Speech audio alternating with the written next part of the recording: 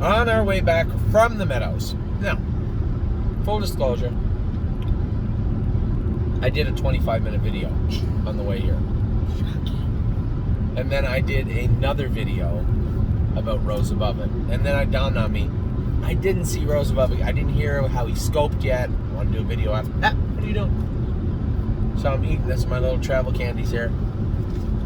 Those are nerds. Amy made fun of me for having them, but didn't mind putting them in the old yapper.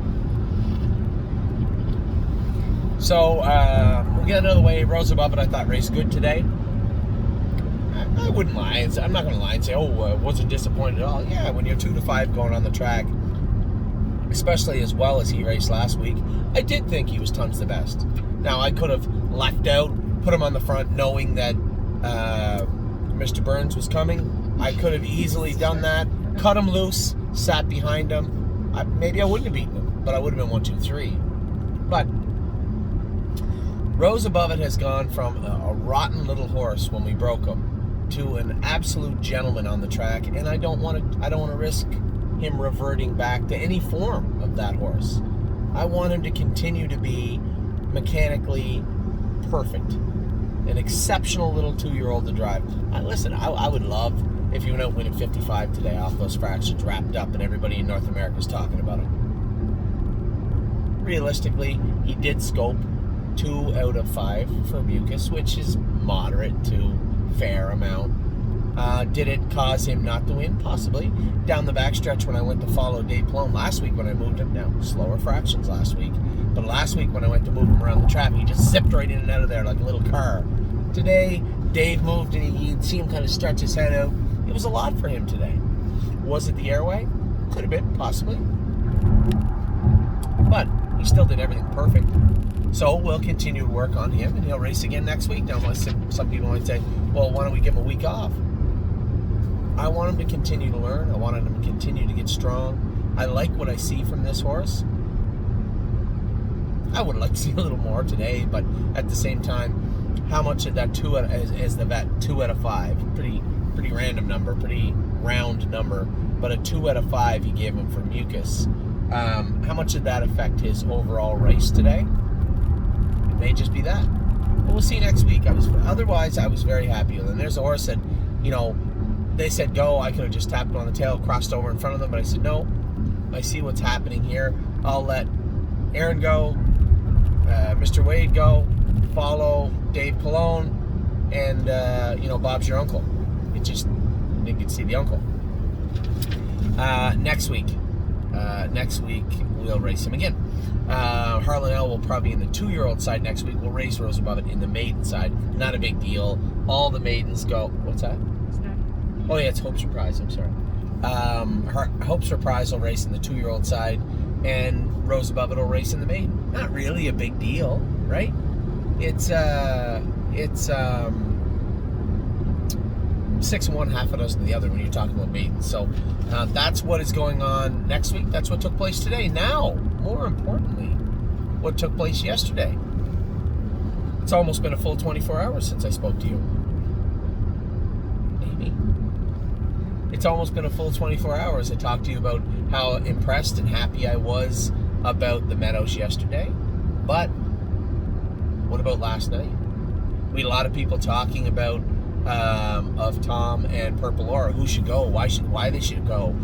Everybody making a case for one horse or the other. At the end of the day, I found it as simple as this. Purple Aura was powerful for a 2-year-old the other day and looked very, very good.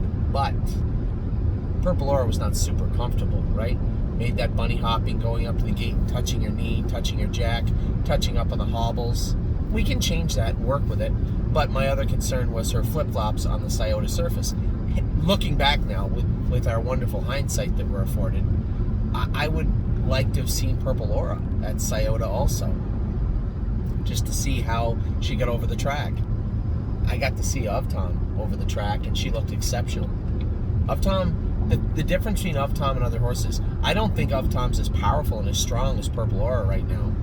But very few horses, maybe that I've ever had, have been as fluid and as naturally gifted as as of Tom. And I don't mean it like that she's going to be a world champion. She just does everything perfectly nice, right? Floated over to the front last night. I want to let one go, fine. Let one go. She'll just follow along. When it's time to get going, she can get going. And what'd she come in last quarter? 29 seconds last night? 29 apiece? Mile 58.1. Just look great. So, although I believe Purple Aura is every bit or stronger, every bit as or stronger than of Tom, the difference is the readiness to race next week. Purple Aura is going to have a great year. I think everybody knows that by now, just looking at the filly, how she behaved and what she did. She's going to have a great year. But she's not going to the next generation. That'll be of Tom heading to the next generation. Now, yesterday also brought us a bit of an issue also. A massive qualifier from Slim Jimmy. I didn't see that coming. I knew he qualified good. And thinking back to it now, we talked about Massive Profit. We talked about Voyage of Ice and Fire, how they did kind of feel a little flat to me. All the horses that we've raced, the difference is they've all trained fast within 7 days, and they all trained close to the race. Voyage of Ice and Fire and Massive Profit did not. They were the only two horses that trained in that manner, missed the second week, raced 4 days after, which was 10, 11 days, and then went into a race. And both of them, I felt, were a little bit flat. Now, looking at how Bomb Hugger did, how Rose Above It did his first start, and then obviously how Of Tom did, I'm pretty sure there's a correlation there. Easy fix. I'm going to get up tomorrow, because he would have to anyway, and I'm going to train Voyage of Ice and Fire in 157 and a piece, 158 at Northfield. He'll be very, very tight for next week. And if he struggles and can't do it, then I have to have some real soul searching and say, okay, who's our goal? I was certain, 100% certain that it was Voyage of Ice and Fire, but Slim Jimmy's qualifier cannot be dismissed. So if you're in the Slim Jimmy group, hold on. It's not quite a coin flip. I'm still fairly certain that Voyage of Ice and Fire will be going to the next generation. I'm still fairly certain tomorrow's training trip will go very smoothly. But we'll see. We'll see what happens. We never truly know with the horses until they get on the track. So, yesterday's qualifiers were great. We had Duke Dio and Slim Jimmy were very, very good. We had the mile from Bomb Hugger yesterday, exceptional. The other three horses actually raced good. Somebody said White Tiger didn't race good, and they said, oh, no disrespect to you, Anthony, you do a good job, but you didn't have him in a position to win. I think I'm going to take offense to that, actually, if you don't mind. No, and I don't care. Stuff like that doesn't bother me. But if anybody's watched White Tiger for at least the past 2 years, you know that he's not a horse. I think I'm going to leave with Tiger today. I think I'm going to come first over with him today. You have to drive White Tiger the way he wants to be driven, or he's going to give you the old every time you race. That's how White Tiger races. So, yes, I didn't want to be sixth and a country mile off the lead at the head of the lane, but that's how he wanted to be driven yesterday. I thought he finished up very strong. Now, the front end was running hot, and that was a big mile, 54-1. I thought they'd come back to me, and we'd have 54-3, 54-4 sewed up pretty easy, which we would have. I thought the horse raced good, though. His last 2-3 starts, aside from the break halfway down the lane last week, his last 3 starts were the first time you could just put him right on the gate. Drive him how you want. No problem whatsoever. So he is getting better, I guess, in that regard. Now, does that mean he's closer to a move? I know one of his partners here was lobbying for Hawthorne over Massachusetts. I know one of your partners, Greg Schoner, also lobbying for Hawthorne over Massachusetts. And I have made my mind up. He's going to enter him again, right here, the way he raced the other day. And then we'll see. Then we'll see what we're going to do. What's wrong? Yeah, I'll be able to drive. I'll be here Wednesday, Thursday. We're not racing anything in... So next week, we're quietly talking, just above a whisper, but you can still hear us. Next Wednesday, we're racing nothing at Northfield. Next Monday, Tuesday, we're at the fair. Next Monday night after the fair, I have to come back to drive a more Diener at Northfield Park. Then I'm going back down to meet up with my family in Delaware, where we are going, where they're gonna already be probably in bed by the time I get home. But will have swam, got something to eat. We'll get up Tuesday morning, race some more horses at the fair. I think we'll stay overnight in. Don't clench your teeth. I see you. I can see you right there clenching your teeth. We're gonna stay overnight in Delaware. Get up Wednesday morning, go back to the barn and work. Now, Wednesday afternoon and Wednesday evening, we have nothing in anywhere. That's a lie. No, that's a lie. Scioto, I think, I don't know why I didn't know this was true. Maybe I made a mistake. Maybe I misheard him. But I believe Jason said Wednesday in Scioto, Thursday in Scioto, Friday in Scioto. So a lot of Columbus action in southern Ohio next week. I just said that like I knew it was southern Ohio. I believe it's southern Ohio because we're in the north there. So I believe a lot of work outside of Northfield Park next week, outside of Monday. So we didn't finish talking about last night. But getting back to White Tiger, if I don't care. on Thursday, that's what I can go to the Meadows Thursday and then go to Scioto. It's the same difference really it's the exact same time virtually from Scioto or from the Meadows to Northfield or Scioto. It's virtually the same. So I'm not that worried about it. In fact, the draw will be up now. We'll be able to see. So back to last night. You got me all over the place here. Of Tom raced incredibly well. Very, very impressed with her professionalism. If nothing else, happy she won. 58 was on from Of Tom. You were on Slim Jimmy and Voyage of Ice. Yeah, I know, but I was talking about Of Tom. You don't need to recap Of Tom every time. I know you don't like her. I don't care. Of Tom raced great, in case Amy's wondering. Of Tom. Of Tom. Slim Jimmy qualified great, so the Voyage of Ice and Fire, you're right, Slim Jimmy thing. Who else went on last night? Brilliant Corners. Now, my other video, I was a little more forceful about it. So we had a couple of people ask why we didn't send other horses to Carmen, or why Carmen didn't get the horse earlier. Listen to me very, very closely. If it were not for Harry Poulton, we may not still have Brilliant Corners, because he was such a rotten troll of an animal at 2. If we didn't have the patient hand of Harry Poulton training this horse down and getting him to the races, we may not have kept him. He got to the races. He raced great at 2. He did well. He came back at 3. I told everybody in February, I think he's a really nice horse. Really nice horse. Harry went to qualify him, said, I don't know if he's as good as you think he is, Anthony, But again, Harry's still treating him as if he was a 2-year-old. He's still got the hood on his ears and earplugs underneath. I don't want him quiet anymore. Now he's a big boy. Now it's race time. He raced a little flat his first start. We put him in the condition claimer, raced a little flat again. Now, was he complacent? Did he fall into a little bit of a rut or a groove? Now, this is where the professionalism of somebody like Harry Poulton comes in. Harry didn't say, we're going to do this, we're going to do that. Harry said, you know what? This horse might fit better in Carmen's barn. I know you sent War We Welcome there. You might want to ask Carmen if he could take this horse. Now, I'm going to tell you something. Coming from a man who trained not 1, but 2 of the best horses on planet Earth at 2 different times, Matt Scooter and On the Road Again, from a guy who's trained great horses, for him to pick up the phone and say, I don't know if I'm the best fit for Brilliant Corners, maybe have Carmen take this horse over. That's being a true professional. So 2 very important takeaways. One is that Harry Poulton is a team player, understands, hey, this horse maybe isn't as good as you think. Maybe I can't get him to where I believe he should be. Maybe we should have somebody else have a look at him. Professional enough to actually come forward and say that. And 2, smart enough to get the horse to the races when he was to begin with. This is a horse that a couple of people had given up on it too. Certainly didn't look like any type of nice horse. He just developed into a nice horse. And that development was grown by Harry.